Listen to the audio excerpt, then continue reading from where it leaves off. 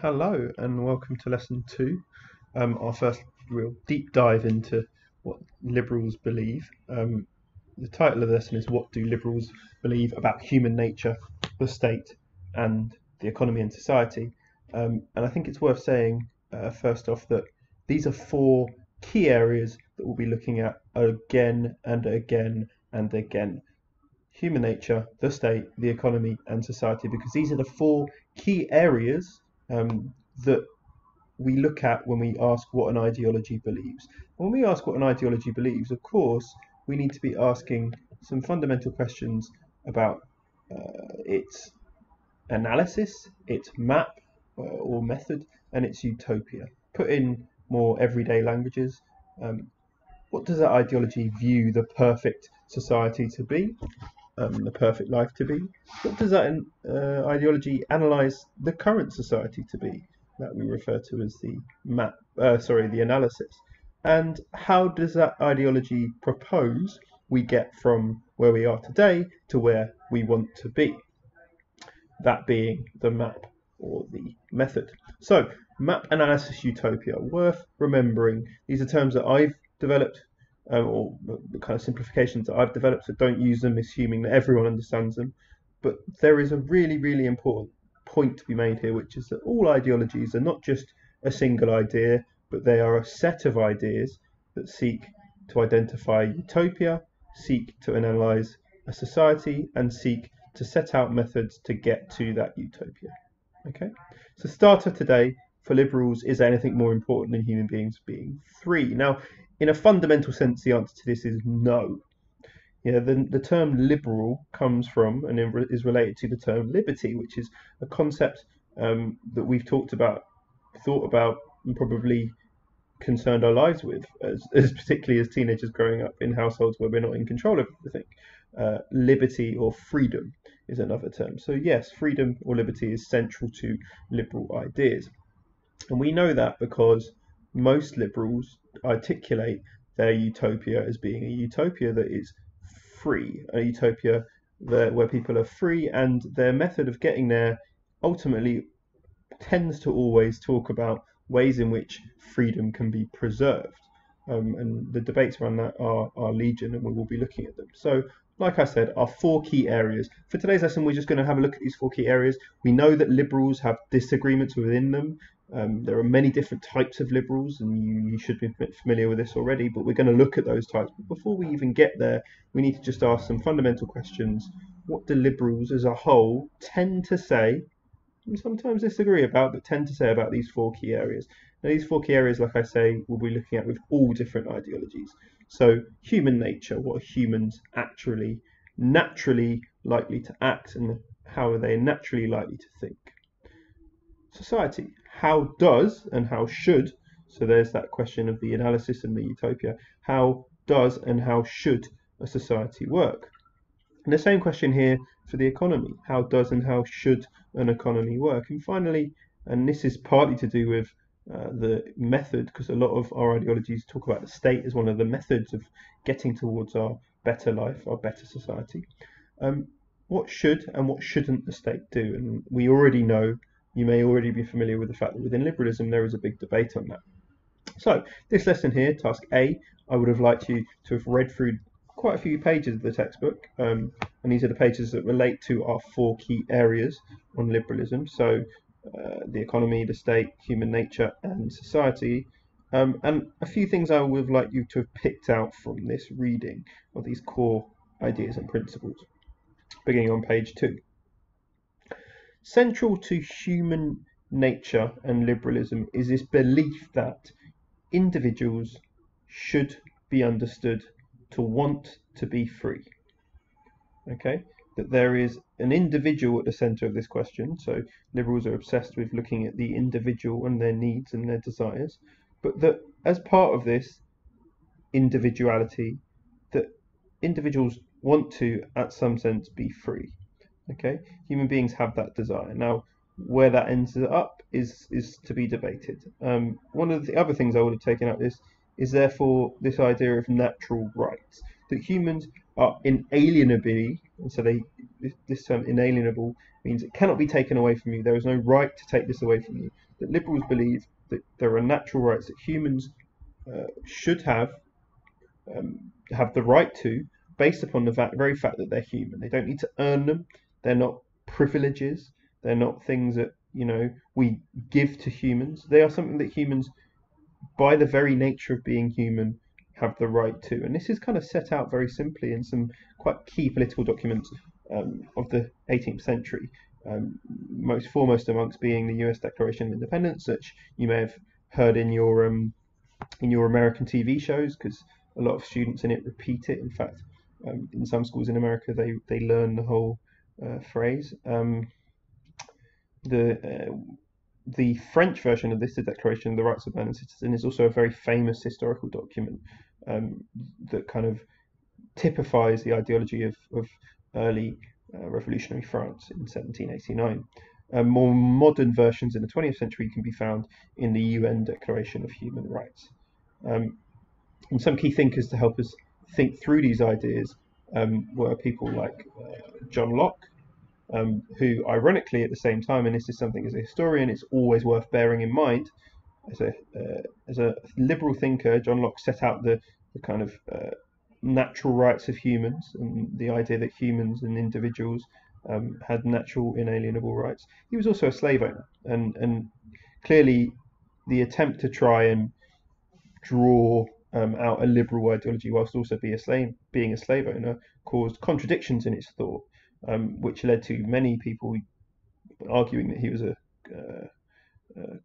effectively a hypocrite. But certainly it developed an argument to say that enslaved people were lesser than human because humans were the ones that had the rights, and if slaves don't have rights, then they're not human.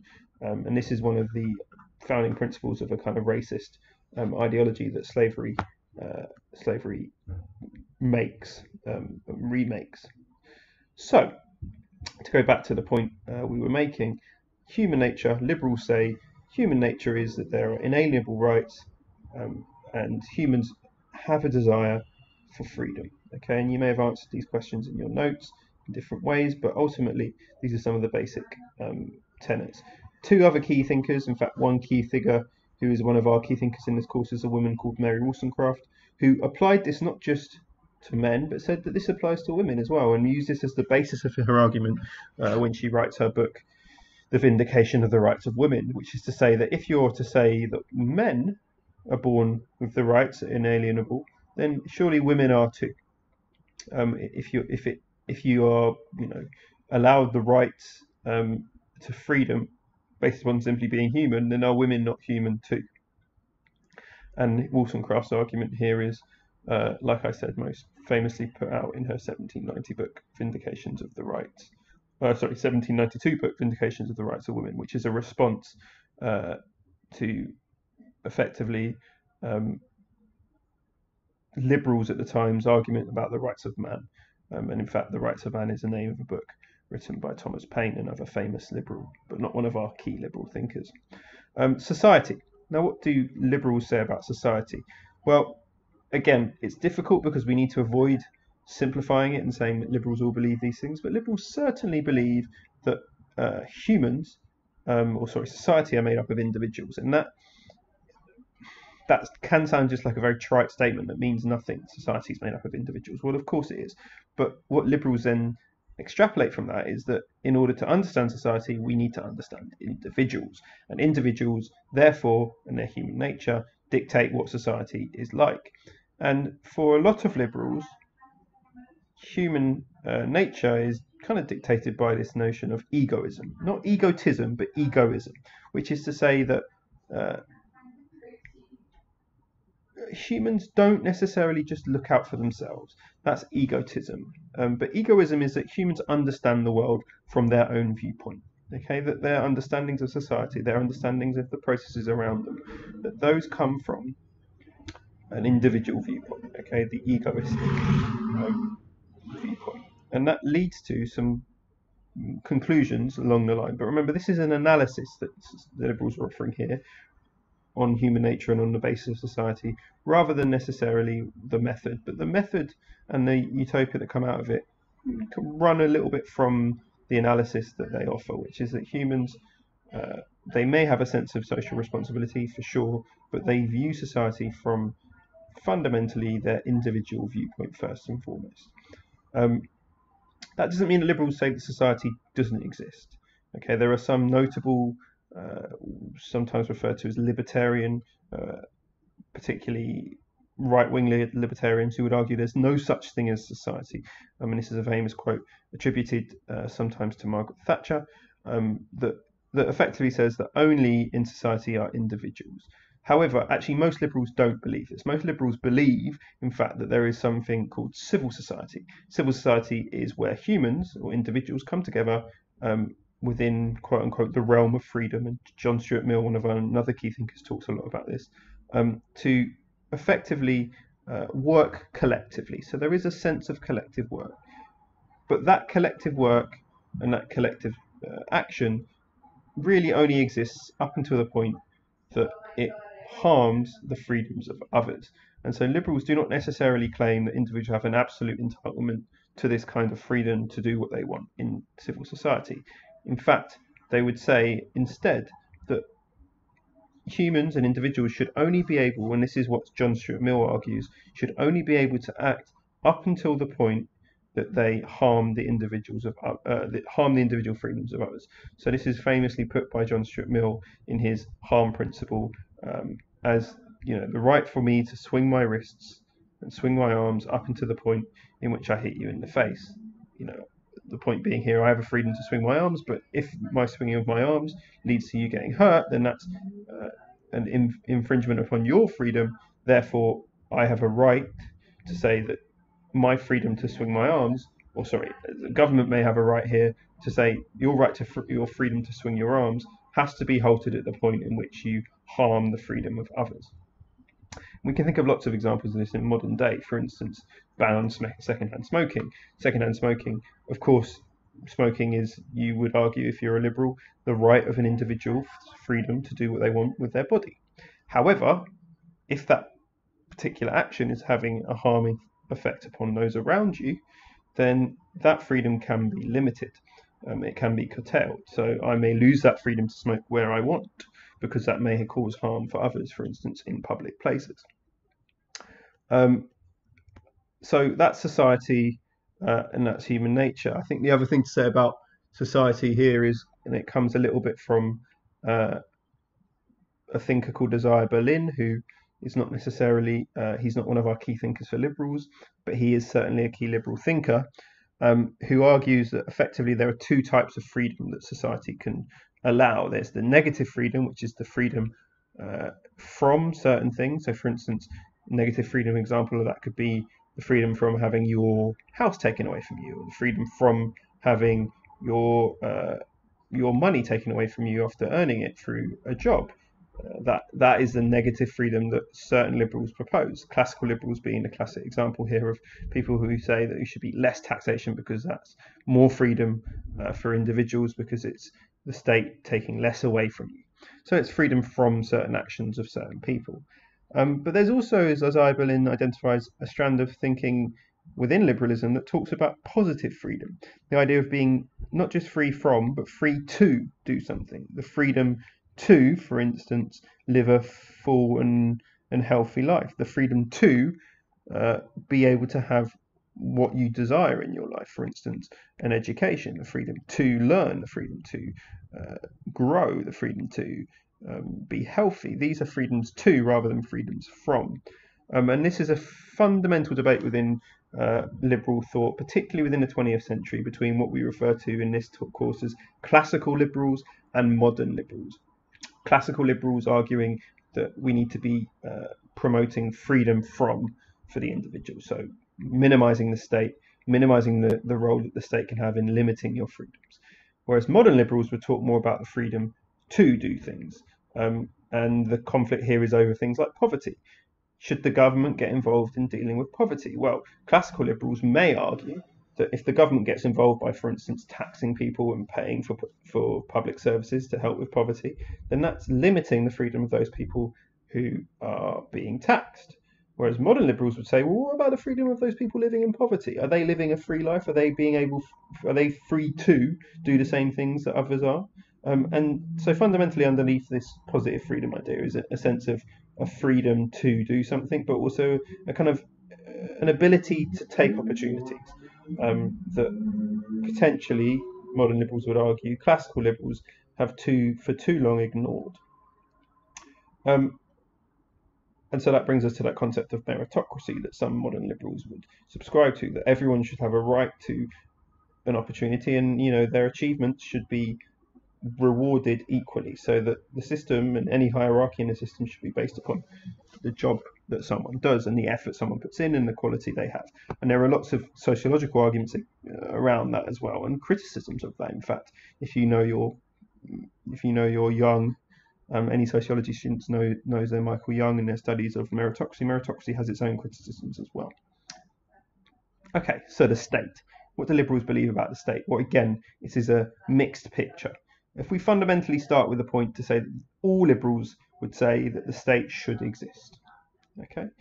Now, you're probably going to say that, someone may say, there's one liberal here who may say that, or one liberal here who may say this. But no, fundamentally, all meaningful liberal thought accepts that the state should exist. In fact, some of the origins of liberal thought come from a man or two men who, particularly Thomas Hobbes, people believe to be a conservative thinker. In fact, he's one of our key conservative thinkers. But both liberals and conservatives accept that the state needs to exist in order to enforce a kind of peace, because in order to enforce this peace, we need some kind of overarching actor, some kind of policeman or police person to ensure that we are following the agreements we set out as a society.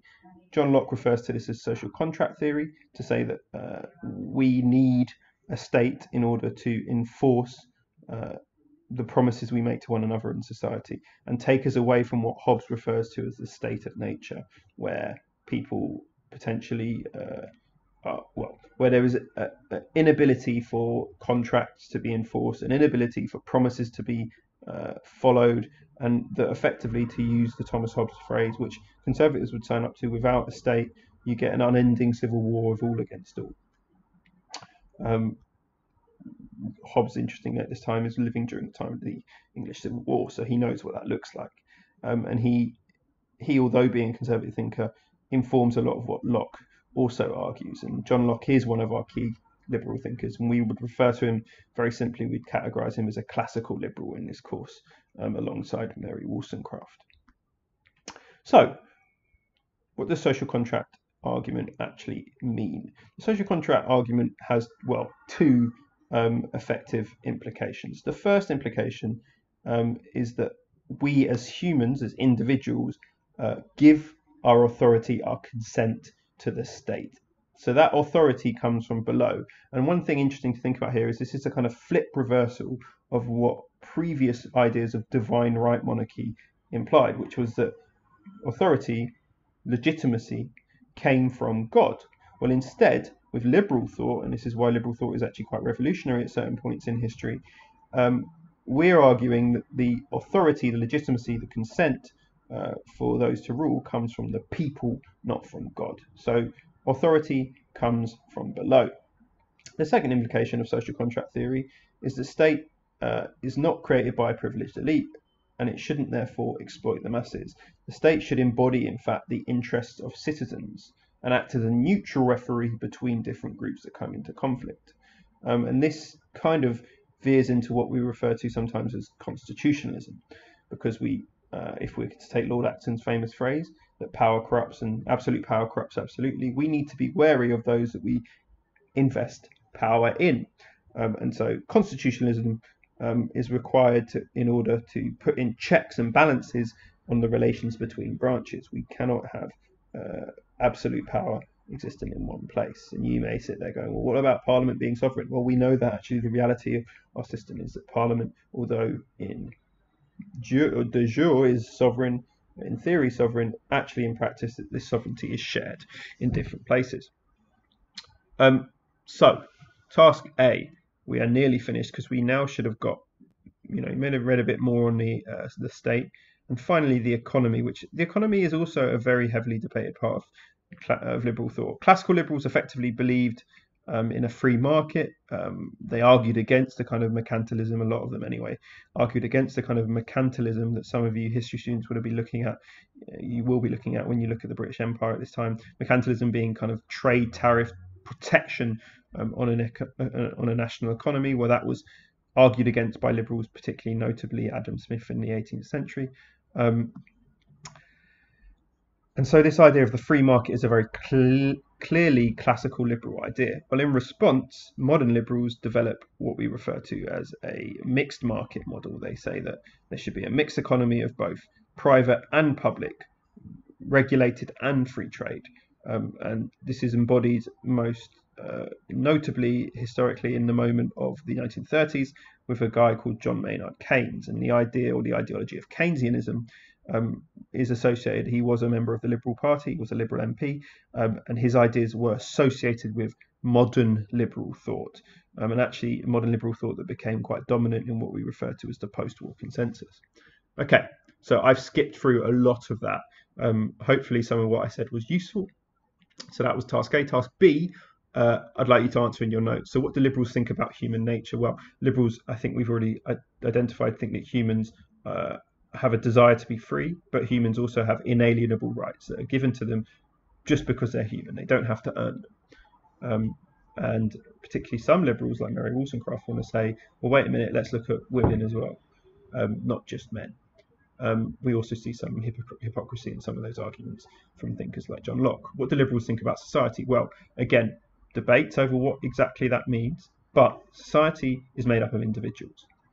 Individuals who have egoistic intentions or egoistic perspectives, but as modern liberals have particularly argued, that those egoistic intentions and potentials certainly interact with a more collective desire to act as well. Some kind of care for others, okay, as well as a care for oneself. Number 3, do liberals think what they do about human nature because of what they think about society, or vice versa?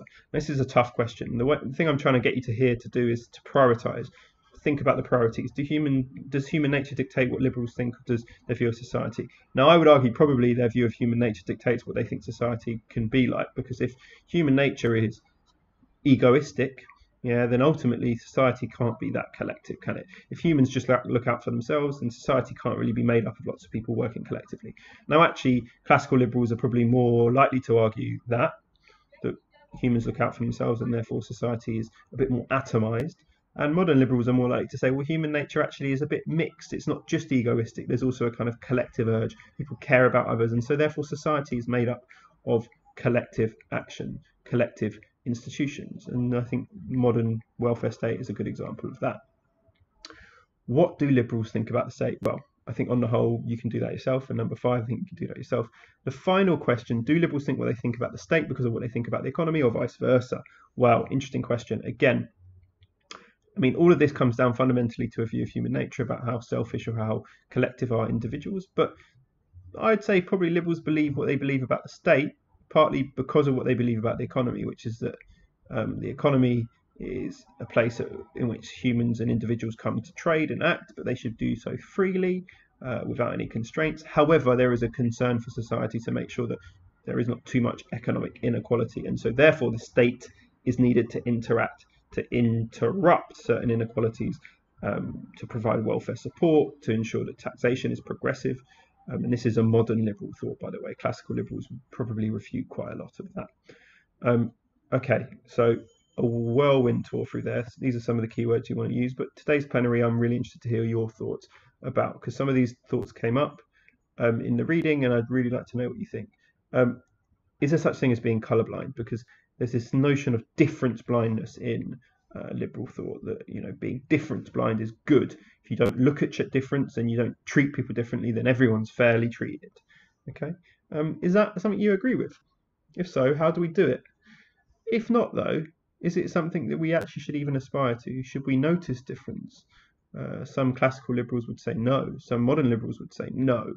But there's a debate here, isn't there? There's a debate here. Should we, for instance, in France, quite notably, they do not register people's race, religion. Instead, in the censuses, they just say they are French citizens, because they do not want to see difference. However, does that lead to some things being missed? For instance, institutional inequalities in education, discrimination within the police or justice system. So should we be seeing difference, or should we be difference blind? Question 2. Is there anything more important for us as humans than to be free? Liberals kind of hit the nail on the head when they call themselves liberals, because they're looking to promote liberty, freedom for people. Is there anything more that we should be aspiring to? Is the utopia for all of us freedom? Is that what utopia looks like? And if so, are we all liberals?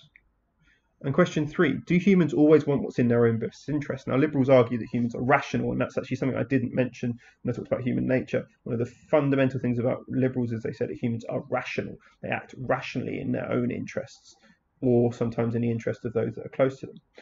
So, if that's true, do they act in their own interests? And is that a good thing? Or is that a bad thing? So, I'd like to hear your thoughts. Good luck with this one, and we'll speak soon.